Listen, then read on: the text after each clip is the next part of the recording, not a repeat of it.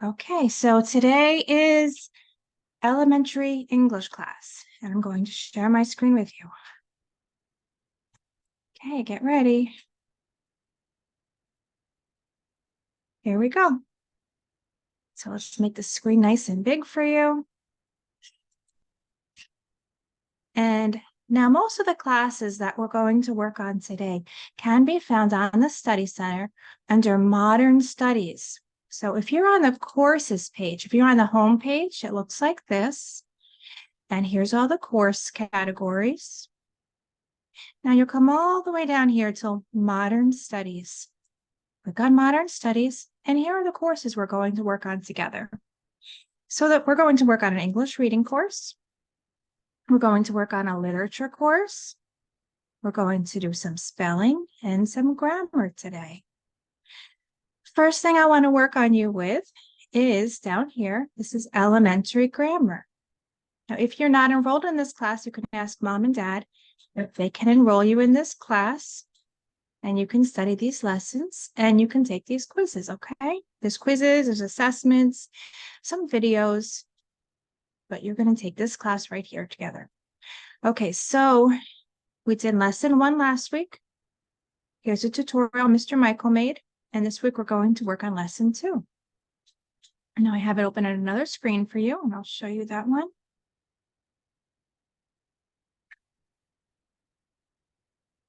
Wave to me if you can hear me, please. Wave to me if you can hear me. Okay, so 1 minute.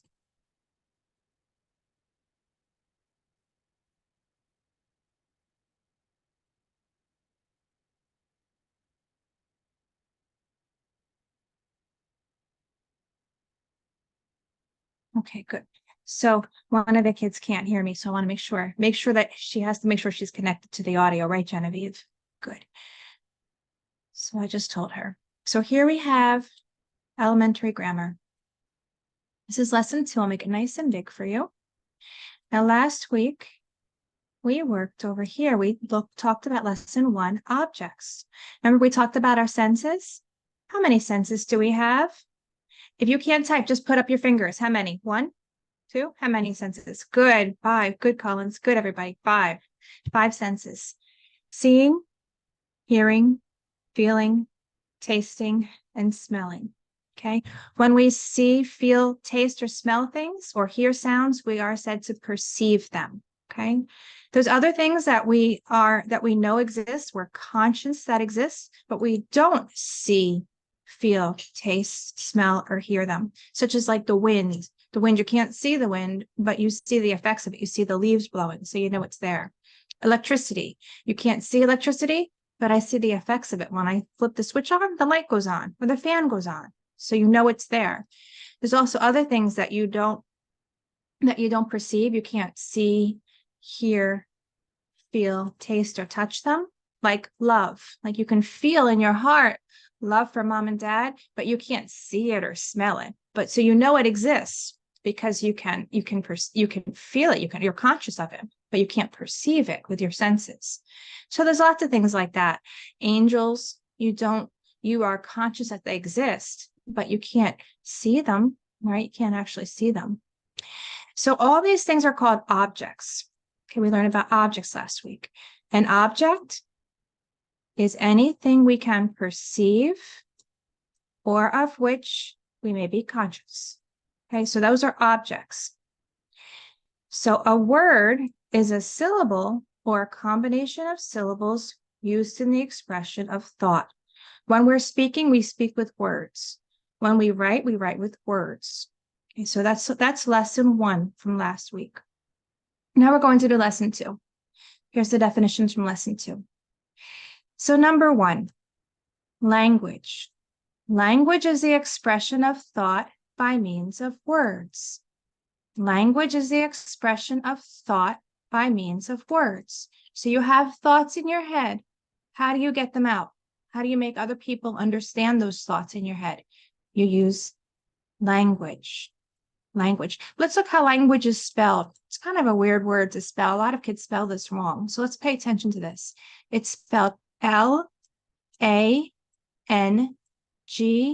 L-A-N-G-U-A-G-E. Language. Language. If you can type it in there, because it's a lot of kids spell this wrong. And a lot of students have been telling me they need help with spelling. So type this into the chat, this word, language. Language. Good, just to get some practice with spelling. Language is the expression of thought by means of what? By means of, can you type that? Words. Good. Language is the expression of thought by means of words. When we talk, we express our ideas by spoken words. What I'm saying to you right now are spoken words. This is called spoken language. This is called spoken language. Spoken language is the expression of ideas by the voice. By the voice. Look how that word is spelled. V-O-I-C-E. Voice. Voice. Can you type voice into the chat if you can? Voice. Make sure you spell it right. Voice. V-O-I-C-E. Good. Spoken language is the expression of your ideas, the things that are in your mind, by your voice. When we write or print our thoughts, we use letters, which represent sounds. This is called written language.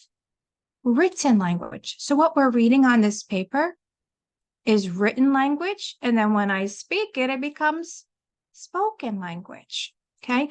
So when we write or print our thoughts, what is that called? Can you type that in there? Good, Genevieve. Written language. Good. Written language. When I speak, when I express my ideas with my voice, what's that called? Can you write that in the chat? What is it called when I express my ideas by my voice? Good, Joseph. Good. Spoken language. Good. So we have, careful with your spelling, Anna. Spoken language, write spoken like this. S-P-O-K-E-N. S-P-O-K-E-N. Use this time, good. Use this time to type slowly and spell your words correctly. Okay, so spoken, S-P-O-K-E-N. So here we have language, spoken language, and written language. Grammar, that's what we're learning in this course. Grammar treats of the principles and usages of language. So grammar teaches us how to use language. So you have these ideas in your head. You want to express them to other people, but you want to express them in a way that the ideas in your head go into their head. Exactly what's in your head goes exactly into their head. You don't want it to be confusing, so they have a different idea in their head, because there's no point in that. So you want to learn to use language to express your thoughts, and the way to express them correctly is by using grammar to make sure that you can express what's in your mind correctly, so it goes into other people's minds just like it's in your mind. This is a hard thing to do, and it is not something that comes natural to people. That's why we have to study grammar. We have to study grammar so that we can speak our ideas correctly or write our ideas correctly to other people. So what treats of the principles and usages of language? What? Make sure you spell it right. Genevieve, Good. There you go, Jackson. Good. G-R-A-M-M-A-R. So many kids, when I'm working on your work, I see all the time, even in live chat, you chat to me and you write G-R-A-M-M-E-R. Look at this. G-R-A-M-M-A-R. Anyone who can type, please type it into the chat correctly. Anna, fix that. Good, Anna, good. Make sure you spell it correctly. Good. Everybody type it in. Good. G-R-A-M-M-A-R. Grammar treats of the principles and usages of language. Good, good. So I want everybody to take turns typing it in to make sure you spell correctly, okay? Later on, when we get to spelling, I'm going to do a little spelling test with you. And we'll see if you can type words in correctly, okay?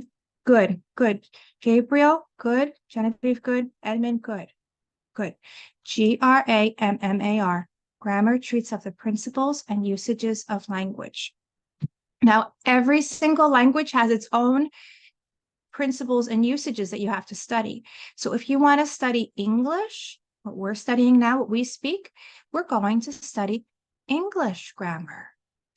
English grammar teaches how to speak and write the English language correctly. Okay, so if you want to speak English correctly, what do you need to study? Very good, Genevieve. Good. English grammar. Good. Both Genevieve's good. No, no, no. Jude, fix that. Make sure you spell correctly.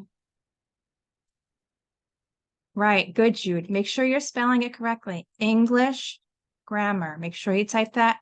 See, I see so many of you keep going back to the E. Make sure you spell it correctly. English grammar teaches how to speak and write the English language correctly. Now, we also have another course in the CLA. When you learn Latin, what type of grammar do you need to study to learn to speak and write the Latin language correctly? Good, Joseph. Good. You need to study Latin grammar. Good. That's right. So if you want to speak and write the Latin language correctly, you learn Latin grammar. In this course, we're not learning Latin grammar. We're learning English grammar. Okay. I have a daughter who studies in college and she studies Russian. So she learns Russian grammar. I have a son who learns Spanish in college and he studies Spanish grammar. And each of them have to study, when they want to study that language, they have to study the grammar for that language. Okay. Right. Good. Genevieve, Russian grammar, Spanish grammar. Good. So what is language? What is language? Language is the expression of thought by means of words. Okay, I'll ask the questions and you just think them to yourself and then I'll tell you the answer. Okay, what is spoken language? Think about that. What is spoken language? Right here. Spoken language is the expression of your ideas by the voice. By the voice. Okay, now the next one, what is written language? Written language is the expression of thought by the use of written or printed characters. Okay, when it says that word characters, that may sound confusing to you. That just means these letters. In our language, we use these characters, the English alphabet. In other languages, they use different alphabets. Like if you learn Greek, you're going to learn the Greek alphabet. Some of you are already learning Greek and you're learning the Greek characters. Right? You're learning to write the Greek characters.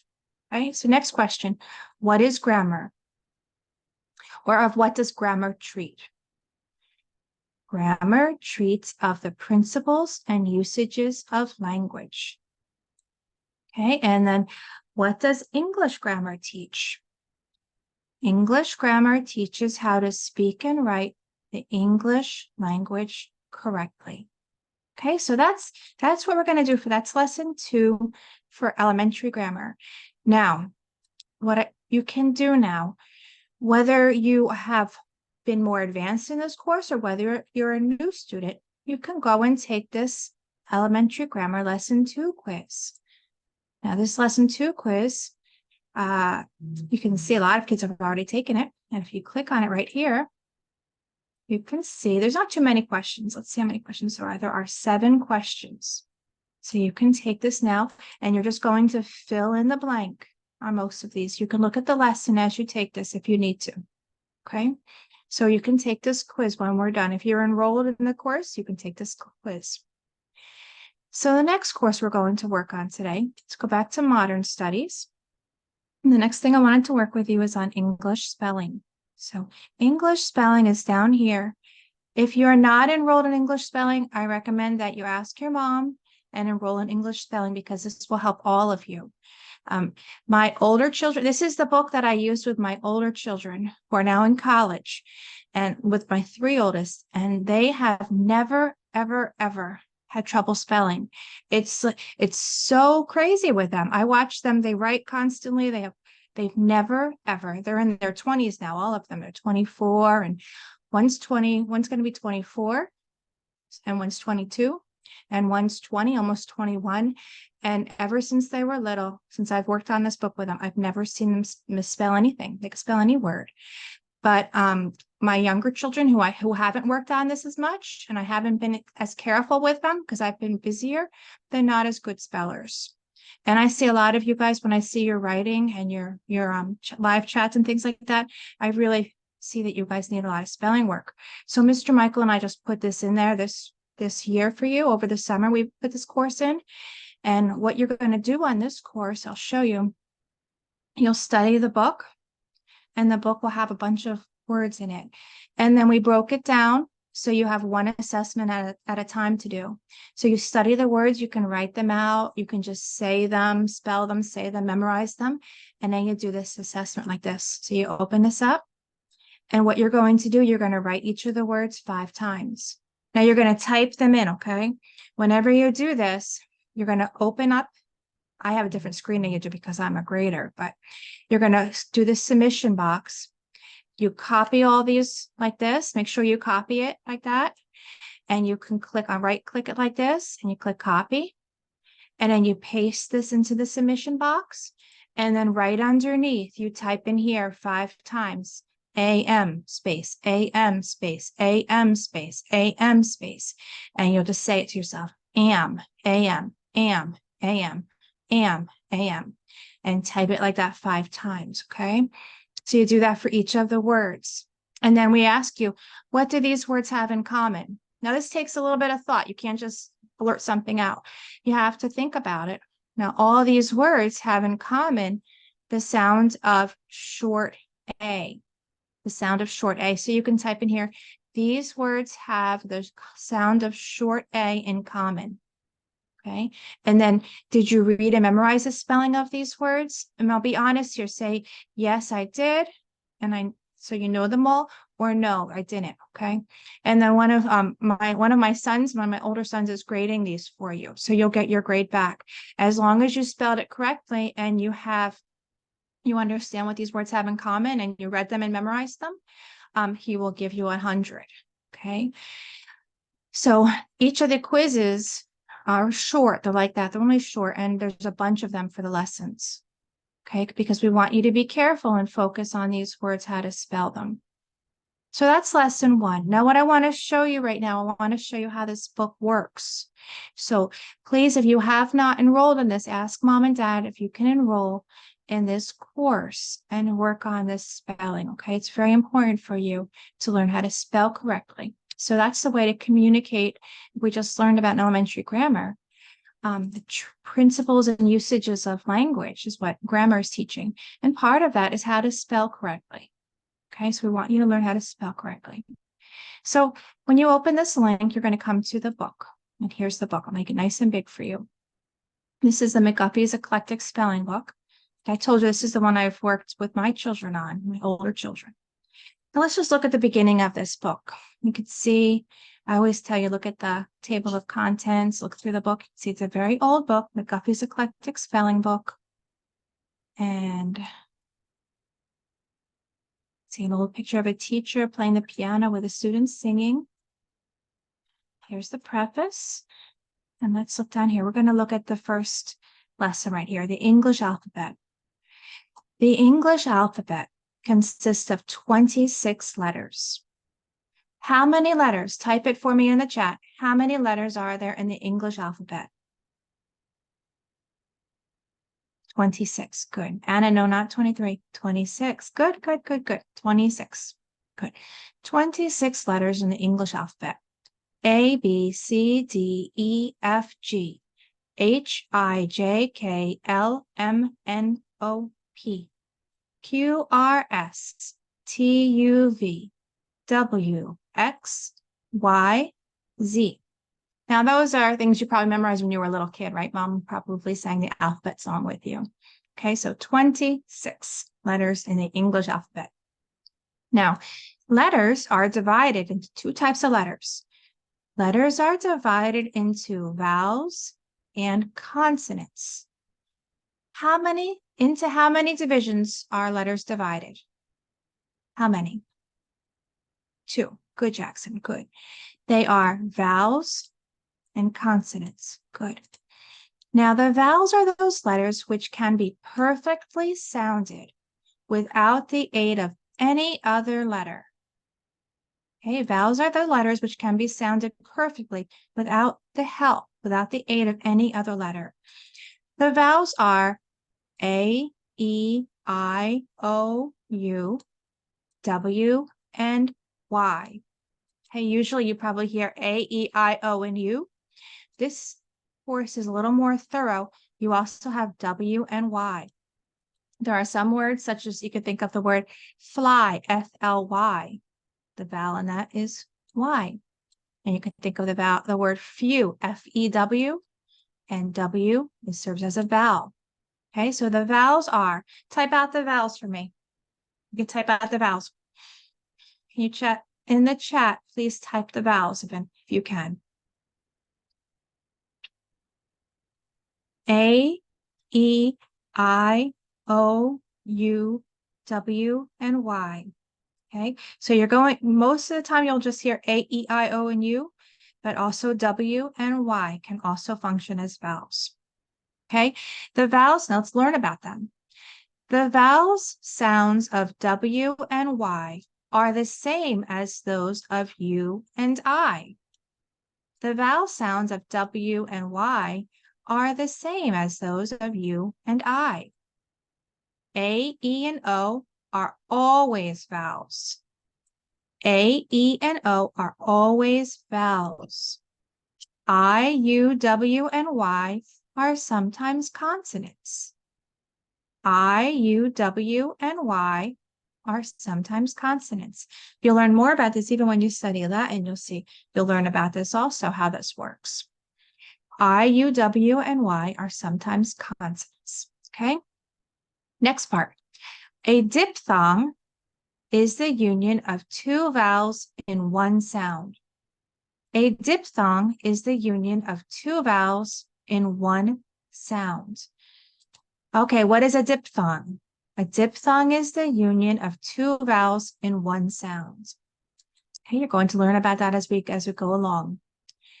When both vowels are sounded, the diphthong is called proper, because then it is really a diphthong or a double sound. That is, the sound of the vowels unite, as in oi and oil or ow and sound. Okay, so diphthongs, you're going to see it's 2 vowels are in 1 syllable, and sometimes in diphthongs, usually the vowels unite into 1 sound. Okay, there's also, you're going to learn about these diphthongs called proper diphthongs. So next part. So you'll see as we go along, you're going to see spelling lessons that contain diphthongs in them. Okay. When only one of the vowels is sounded, the diphthong is called improper, because then, as one of the vowels is silent, it is not properly a diphthong, though it takes that name, as in OA in vote, UI in suit, where A and I are silent. Okay, so there's 2 types of diphthongs in English. We have proper and improper. They're saying improper is when only one of the vowels is sounded and the other one is silent, like this one right here. OA in vote, the A is totally silent. All we hear is the O. And the UI in suit, where the I is silent. Okay, so next part. The following diphthongs are in common use. So look at all these diphthongs in English. We have a lot in English. O-I, O-Y, O-U, O-W, A-E, A-I, A-U, A-W, A-Y, E-A, E-I, E-O, E-U, E-W, E-Y, I-A, I-E, O-A, O-E, U-A, U-E, U-I. So it's a lot more than in Latin, isn't it? English is a lot more complicated than learning Latin. So here's the examples. Here's some words that use those diphthongs. So you have some examples. As in toil, boy, round. Plow, seal, coal, head, sail, say, ought, yeoman. Of these, oi or OI, OY, OU, and OW are generally proper diphthongs, though sometimes OU and OW are improper, as famous, where the O is silent, and in slow, where the W is silent. So you can see why spelling in English needs to be studied. It's pretty complicated, isn't it? You can have two vowels only, and one of them is silent. So how do you know how to spell that word correctly? When a letter is silent, it makes no sound when you say it. So that's why spelling has to be studied in English. You have to memorize how to spell these words because it's so confusing. Because you can say a word and think about the word tray. TR. It's spelled TRAY. But if you're a new speller, you just think maybe it's TRA. Tray, TRA. But nope, there's a silent Y at the end, TRAY. So there's a lot of words like that in English, so many words. So you have to memorize how they're spelled. And the best way to memorize, the best way to keep reading also, not just memorizing, but you also have to read a lot. So if you're really not reading books, like all you do in your spare time is you're just like playing video games, and which I know is very tempting because they're so much fun, or you're just like doing things like that where you don't read, you're not going to be a good speller. You really need to get reading, like before you go to bed, read a book. Whenever you have time, spend some time reading, because reading lets you see the words. When you read, you are exposed to the words. You see them in the context of the right sentences in the books. So you learn how to spell. But if you're not reading, you're going to be a bad speller. Okay. If you want me to share a list of good books with you for Catholic children, you can just ask me. You can send me an email, and I can send you a link with a list of good books for children to read based upon your ages. Okay. So if you're interested in that, just send me a message and I can do that for you. Okay. So look at this one. Next part, we have a triphthong. What do you think a triphthong is? A triphthong is a union of 3 vowels in one syllable. Look at that. In English, we can have 3 vowels in one syllable, as in E-A-U in bow, I-E-W in view. Okay. The triphthong is properly a union of letters, not sounds. Okay. So we have a triphthong there. Now look at this, of the various sounds. So you're going to see this chart in all of the spelling books and the reading books. If you look at a reader in our course, you're going to see these, the same table of sounds. So what you're going to look at here is you need to learn to be able to pronounce these sounds correctly and become aware of the different marks like this and how all the different sounds of A are pronounced. Okay. So here we have the table of vocals, and these are the long sounds, the long vowel sounds. And if you have the spelling book, if the spelling course, you can work on these yourself, because you can see they give you examples. So here's A, long A, as in 8. And if you can't read these, if you're too little to read these, you can ask mom to read these with you. Okay, so you're going to say the sound and think about the word, how it sounded. Okay, air and care. That's a hard one to separate from the R, how it is there. So you can go through these table of vocals with mom, and you just read the sound and read the word and listen carefully. Listen to how it's pronounced. So here's the long sounds, here's the short sounds, and here's some diphthongs. The 2 vowels that are in the same syllable. O-I, O-Y as in oil and boy. O-U, O-W as in ow and out. Okay, here we have some more tables. So you can work through these tables as you want, but you just need a lot of practice and just sounding them out and speaking them. I can't really work with you now because I can't hear you. If I put everybody on, it would be too much. This is something you really need to work on with mom and dad or with a big brother or sister, and just pronounce these and make sure you can say all these sounds correctly. Someone has to listen to you say them. Okay, so you have table of subvocals, the aspirates.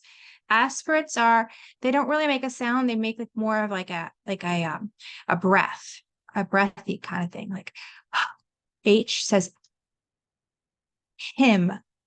It doesn't make as much of a sound as it's a big breath. So you can go through all of those with mom or dad and just speak all these, say all these with them. And here's some more, okay?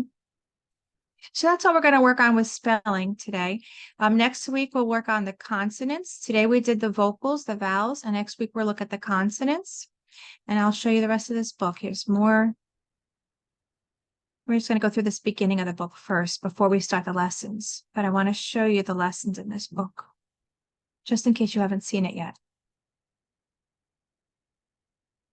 Okay, so this is an alphabet. If you have a younger brother or sister, this is good for you to use with them. You can teach them the letters here, and then you can teach them, there's a picture for each letter. So S as in sun, and you can show them, you can show mom and dad this, and maybe you can work with the little brothers or sisters on this part of the book.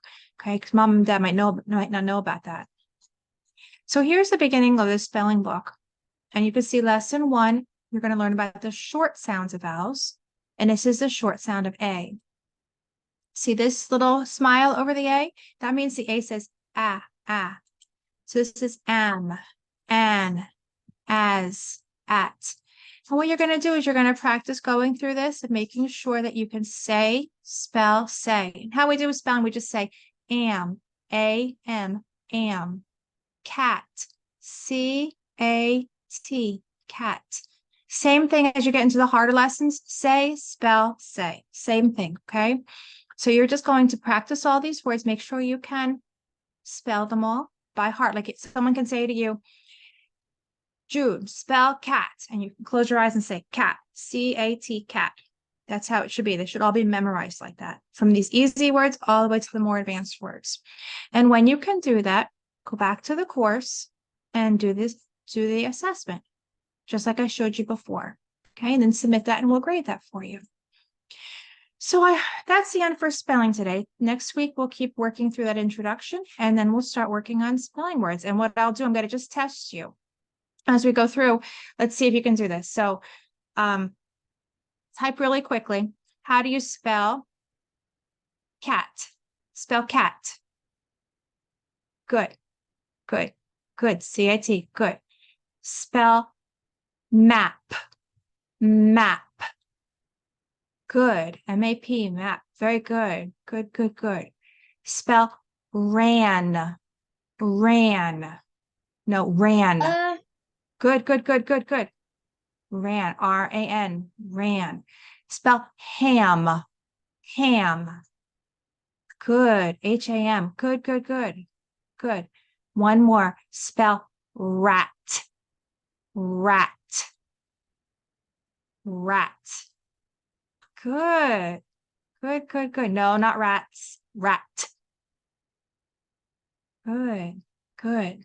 Very good. Okay. Good, rat. Okay, good. So that's what we're going to do for this class. So I'll just give you some spelling tests like that. Good, Zoe. Good. You got it. So I'll give you some spelling tests like that, and I'll say words. I know with you bigger kids, it's easy for you, and the little kids, this is going to be harder. But we'll just let you guys type as fast as you can. Okay. So that was spelling. Let's go on to English literature, and I'll show you where this is. Here's English. So back to modern studies, English literature courses. You can register for the one, enroll in the one that's your age. I'm just picking for this course, English literature, elementary literature 4 to go through. It's kind of right in the middle, and we have kids in this live class from all the different ages. So I just chose elementary literature 4. Number 1, I chose it because it's right in the middle. Number 2, I chose it because I don't know these stories. I know the stories for elementary literature 3 and some of the elementary literature 4. But when I looked at elementary literature part 4, I never heard these stories before. So I thought it'd be fun to just read them for the first time with you. So I've actually never read any of these stories. So it's kind of fun for me. So if you click on this, you'll see a link to the book. And here's the assessment you can take. Okay. So I opened the book at another screen for you. Here it is. We've been reading about Thor. Can you wave to me if you've read about Thor before? Because I've never read about him before. Has anybody read about him before? No, nobody either? Genevieve, you did? Okay, Regina, you did? Anybody else? You can tell me in the chat if you don't have your video on. You saw him in Marvel movies? Yeah, Edmund, you have read about Thor. Okay. I've never ever I've heard of the name. Okay, I've heard of the name, but I've never read any of the stories. Gabriel, no. So that's why I thought it'd be fun to read this because even these words are all new to me. So it's kind of fun. We're learning this together. Okay. So here we go. 5-minute Marvel stories. Yeah, so you know more than I do because I've never read it. I've never been exposed to the stories about Thor before. So let me get this right in the middle for you. Okay, so this is lesson 2, The Apples of Idun. I think I'm saying that right. I'm not sure. So let's start here. Once upon a time, Odin, Loki, and Hainer started on a journey. I'm sorry if you hear the puppy, if you hear Charlie, he's getting frustrated now. Okay, ready? They had often traveled together on all sorts of errands, for they had a great many things to look after. More than once, they had fallen into trouble through the meddlesome Loki, who was never so happy as when he was doing wrong. So Loki sounds like a troublemaker, huh? Okay.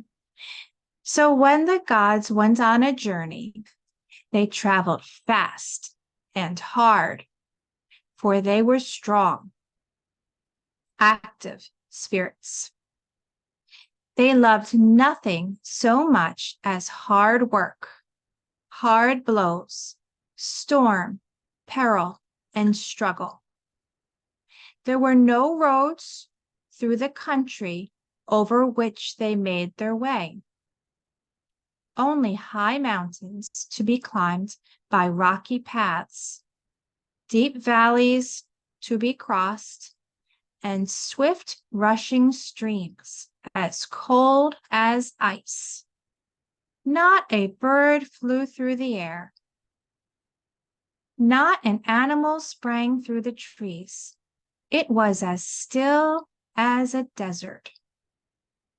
The gods walked on, getting more tired and hungry at every step. The sun was sinking low over the pine-crested mountains, and the travelers had not yet eaten. Even Odin was beginning to feel the pangs of hunger, when suddenly, entering a little valley, the hungry gods came upon a herd of cattle. It was the work of a minute to kill a great ox and to have the carcass swinging in a huge pot over a roaring fire. But never were gods so unlucky before. In spite of their hunger, the pot would not boil. They piled on the wood until the great flames crackled and licked the pot with their fiery tongues. But every time the cover was lifted, there was the meat, just as raw as when it was put in. The travelers were not in very good humor. They talked about it and wondered how it could be. Suddenly, a voice called out from the oak overhead. "If you will give me my fill, I'll make the pot boil." The gods looked at each other and then into the tree, and there they discovered a great eagle. They were glad enough. Eagle. There's the gods and the eagle and the pot. They were glad enough to get their supper on any terms. So they told the eagle he might have what he wanted if he would only get the meat cooked. The bird was as good as his word, and in less time than it takes to tell it, supper was ready. So, in less time than it takes to tell it, supper was ready. Then the eagle flew down and picked out both shoulders and both legs.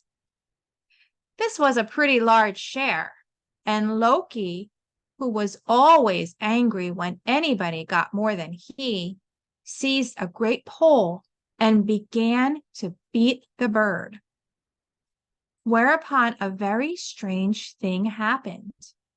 The pole stuck fast in the huge talons of the eagle at one end, and Loki stuck fast at the other end. Struggle as he might, he could not get loose. And as the great bird sailed away, Loki went pounding along on the ground, striking against rocks and branches until he was bruised half to death. A carcass is a dead animal, Genevieve. So when they killed the ox, the dead body is the carcass. Okay. The eagle's talons are his big feet. These are his talons. See these? Those are called the eagle's talons. Do any of you have eagles near where you live? Any of you have eagles where you live? Yeah. Augustine does. Anna does. Genevieve, yeah. Some of you get eagles where you live. So they're very huge, majestic birds. And this was just a huge eagle. Okay. So let's go down here. So Loki couldn't let go. He was holding on one part of the pole and he couldn't let go. His hands were stuck on it. And the other side was in the eagle's talons, and the eagle was flying, and Loki was just being dragged on the ground. Now, the eagle was no ordinary bird, as Loki soon found when he begged for mercy. The giant Thas, the Jas, happened to be flying abroad in his eagle plumage when the hungry travelers came under the oak and tried to cook the ox. It was into his hands that Loki had fallen, and he was not to get away until he had promised to pay roundly for his freedom. So it was actually a giant, the Jas, who was flying in his eagle plumage. He was actually flying in his eagle. So I guess he could dress up like an eagle, this giant. He could dress up like an eagle. It was actually him who was there. So not a regular eagle. If there was one thing which the gods prized above all their other treasures in Asgard, it was the beautiful fruit of Idun. This was kept by the goddess in a golden casket and given to the gods to keep them forever young and fair. Without these apples, all their power could not have kept them from getting old like the meanest of mortals. Without these apples of Idun, Asgard itself would have lost its charm. For what would heaven be without youth and beauty forever shining through it? The Jas told Loki that he could not go unless he would promise to bring him the apples of Idun. Loki hesitated. The eagle dashed hither and thither, flinging him against the sides of the mountains and dragging him through the great boughs of the oaks. At last his courage gave out entirely, and he promised to steal the apples out of Asgard and give them to the giant. Loki was bruised and sore enough to be willing to keep his promise. But how were the apples to be gotten?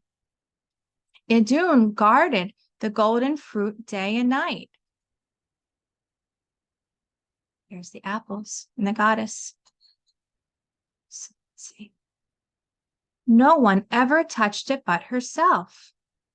A beautiful sight it was to see her fair hands spread it forth for the morning feasts in Asgard.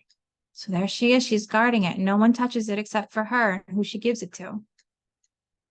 The other gods had no thought of Loki's doing wrong because they never did wrong themselves. Not long after this, Loki came carelessly up to Idun as she was gathering her apples into the beautiful carven box which she carried. "Good morning, goddess," said he. "How fair and golden your apples are." "Yes," answered Idun, "the bloom of youth keeps them always beautiful." "I never saw anything like them," continued Loki slowly, as if he were talking about a matter of no importance, "until the other day." Idun looked up at once with the greatest interest and curiosity in her face. She was very proud of her apples, and she knew that no earthly trees could bear such immortal fruit. "Where have you seen any apples like them?" she asked. "Oh, just outside the gates," said Loki carelessly. "If you care to see them, I'll take you there. It will keep you but a moment. The tree is only a little way off." Idun was anxious to go at once. "Better take your apples with you to compare them with the others," said the wily god. Idun gathered up the golden apples and went out of Asgard, carrying with her all that made it heaven. No sooner was she beyond the gate than a mighty rushing sound was heard, like the coming of a tempest. Before she could think or act, the giant Thjasse in his eagle plumage was bearing her swiftly away to his icy home. He wanted to eat the apples and be forever young like the gods. She refused to give them up, so he kept her a lonely prisoner. Loki, after keeping his promise and giving Idun into the hands of the giant, strayed back into Asgard as if nothing had happened. The next morning, when the gods assembled for their feast, there was no Idun. Day after day went by, and still the beautiful goddess did not come. Little by little, the light of youth and beauty faded from the home of the gods. They became old and haggard. Their strong, young faces were lined with care and furrowed by age. Their raven locks passed from gray to white. Their flashing eyes became dim and hollow. Brage, the god of poetry, could make no music, for his beautiful wife, Idun, was gone, he knew not whither. Finally, the gods could bear the loss of power and joy no longer. They made inquiry. They tracked Loki on that fair morning when he led Idun beyond the gates. They seized him and brought him into the council. He read in their haggard faces the hate in their hearts, and his courage failed. He promised to bring Idun back to Asgard if the goddess Freyja would lend him her falcon guise. So it must be the fact we learned about that the other week, remember? So it's something that he dresses up like a falcon. I guess like maybe like how the giant that we're reading about dressed up as an eagle. No sooner said than done, and with eager gaze the gods watched him as he flew away, becoming at last only a dark speck against the sky. After a long and weary flight, Loki was glad enough to find Thjasse gone to sea, and Idun alone in his dreary house. He changed her instantly into a nut, and taking her in his talons, flew away as fast as his wings could carry him. Loki had need of all his speed, for Thjasse came suddenly home and found Idun and her precious fruit gone. He guessed what had happened. He put on his eagle plumage and flew forth in a mighty rage.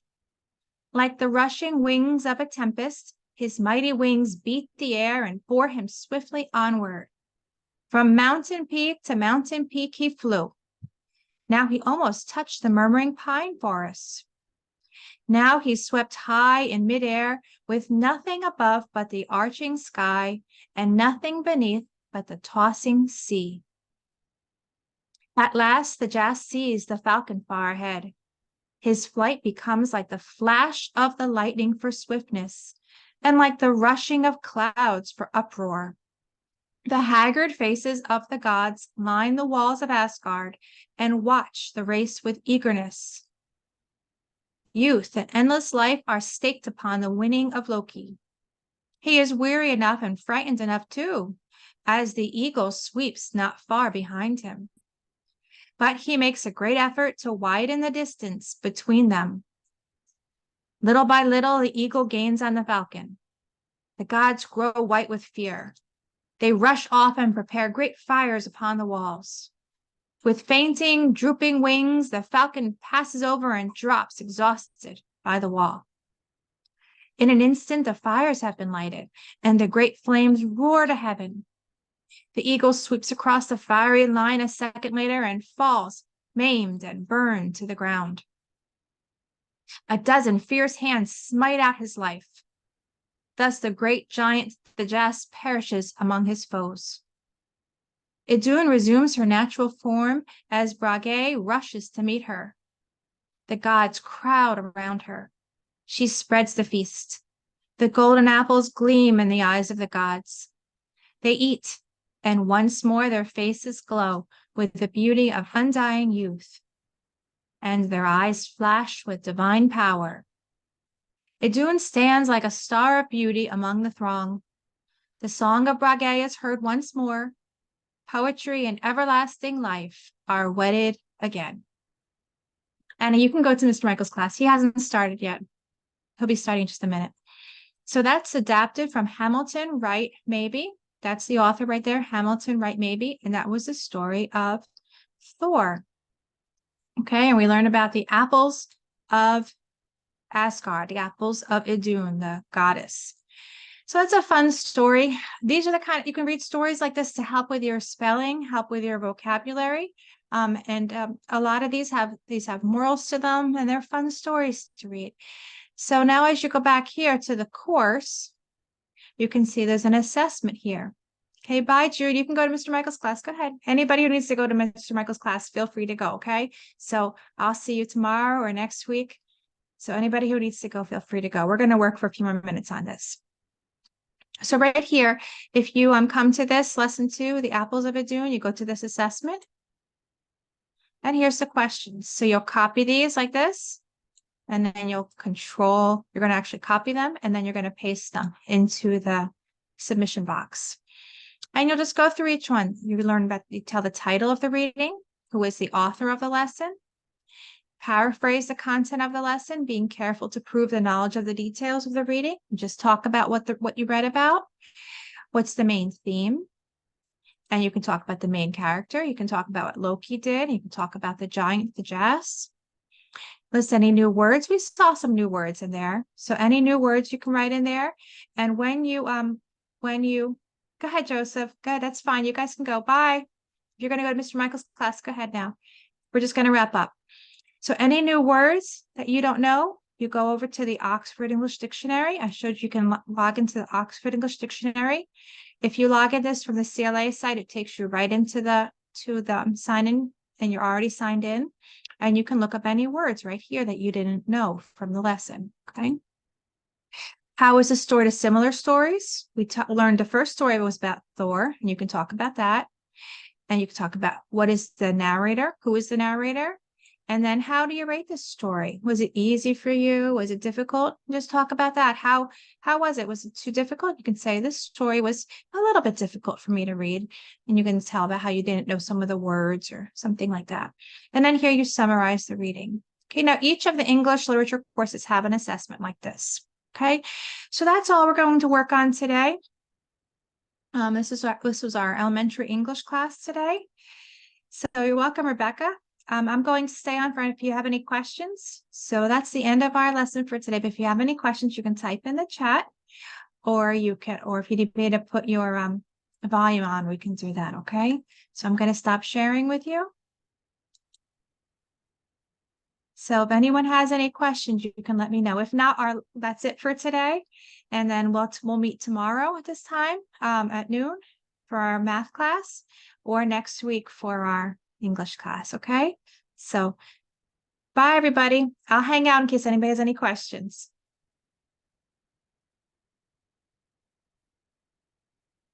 I hope you enjoyed our class.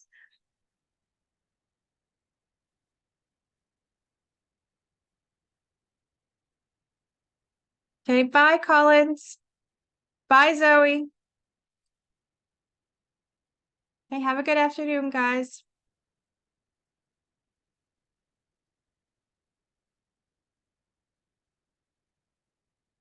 Bye, Edmund.